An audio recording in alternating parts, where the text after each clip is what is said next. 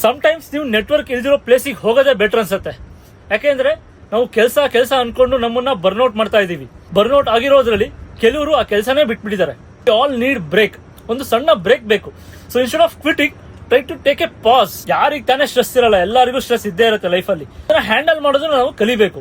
ನಮ್ಮ education system ಅಲ್ಲಿ ಅದನ್ನ ಕಲಿಸಿಲ್ಲ, ಸ್ಟ್ರೆಸ್ ಹೆಂಗೆ ಹ್ಯಾಂಡಲ್ ಮಾಡೋದು. So how to became extrovert. ನಮ್ಮ ಲೈಫ್ ಎಷ್ಟು ಹಾರ್ಡ್ ಆಗ್ತಾ ಹೋದಂಗೆ ನಾವು ಮಾಡ್ಕೋಬೇಕು. We have to take a break, we have to take a pause, not to quit the life. ಯಾರಿಗೆ ತಾನೇ ಸ್ಟ್ರೆಸ್ ಆಗಲ್ಲ, ಎಲ್ಲರಿಗೂ ಸ್ಟ್ರೆಸ್ ಆಗುತ್ತೆ. Stress buster one of the best way is going out, explore places.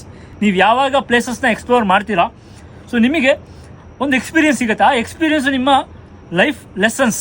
ಅಂದರೆ ನಿಮಗೆ ಹೆಂಗೆ humble ಆಗಿರಬೇಕು, ಕಷ್ಟ ಬಂದಾಗ ಹೆಂಗೆ ಅದನ್ನು ಅಡ್ಜಸ್ಟ್ ಮಾಡ್ಕೋಬೇಕು, ಹೆಂಗೆ ಟ್ಯಾಕಲ್ ಮಾಡಬೇಕು, ಆ ಎಕ್ಸ್ಪೀರಿಯನ್ಸ್ ಸಿಗುತ್ತೆ. ಪ್ಲಸ್ ನಿಮಗೆ ಆ ಖುಷಿ ಸಿಗುತ್ತಲ್ಲ, ಅದು ನೆಕ್ಸ್ಟ್ ಲೆವೆಲ್. ಸೊ ಇದನ್ನೆಲ್ಲ ಎಂಜಾಯ್ ಮಾಡೋದಕ್ಕೆ again it is connected with fitness. ನಿಮಗೆ ಒಂದು ಫಂಡಮೆಂಟಲ್ ಫಿಟ್ನೆಸ್ ಲೆವೆಲ್ ಇರಲೇಬೇಕು. ಸೊ ಅದಿದ್ದಾಗಲೇ ನೀವು ಪ್ಲೇಸ್ ಎಂಥದೇ ಇರಲಿ, ನೀವು ಅಲ್ಲಿಗೆ ಹೋಗಿ ಎಂಜಾಯ್ ಮಾಡೋಷ್ಟು ಸ್ವಲ್ಪ ಮನಸ್ಸು ಮಾಡ್ತೀರಾ. ಈ ರೀಸನಿಗಾದರೂ ಸ್ವಲ್ಪ ಆದರೂ ನೀವು ನಿಮ್ಮ ಫಿಟ್ನೆಸ್ ಬಗ್ಗೆ ಸ್ವಲ್ಪನಾದರೂ ಪ್ರಯಾರಿಟೈಸ್ ಮಾಡಲೇಬೇಕು.